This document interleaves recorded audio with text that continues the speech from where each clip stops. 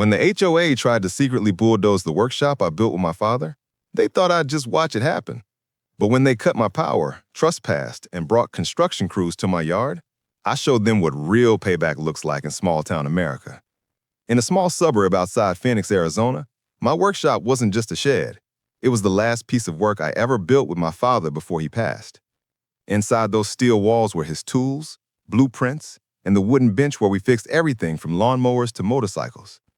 When the new HOA board took over, they targeted the workshop instantly, calling it industrial contamination, even though it had been there 12 years before the HOA even existed.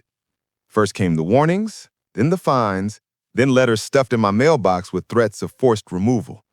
But the real war began at 6 a.m. one blistering morning when I woke to the sound of engines. A bulldozer, a construction crew, and 3 HOA board members were standing right outside my fence, with an emergency demolition order they completely fabricated. Before I could get outside, they shut off my power and tried to cut the workshop padlock. I confronted them, furious, but they smirked like they'd already won.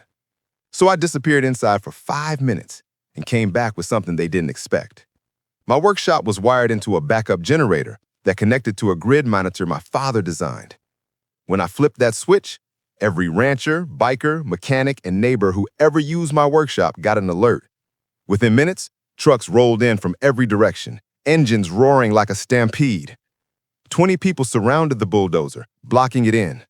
One neighbor, a former firefighter, stepped in the board president's face and demanded to see the legal paperwork. Under pressure, the HOA president slipped up and admitted they created the emergency order to fast-track construction of a luxury clubhouse.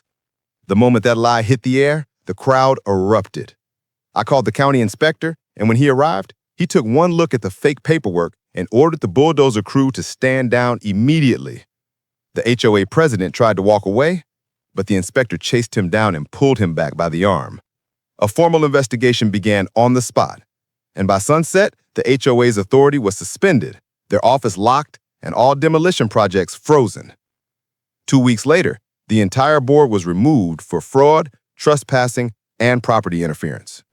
My workshop was declared a protected legacy structure, and I built a brand new steel sign above the door, HOA proof. I'm Liam. Subscribe for more HOA madness. Thanks.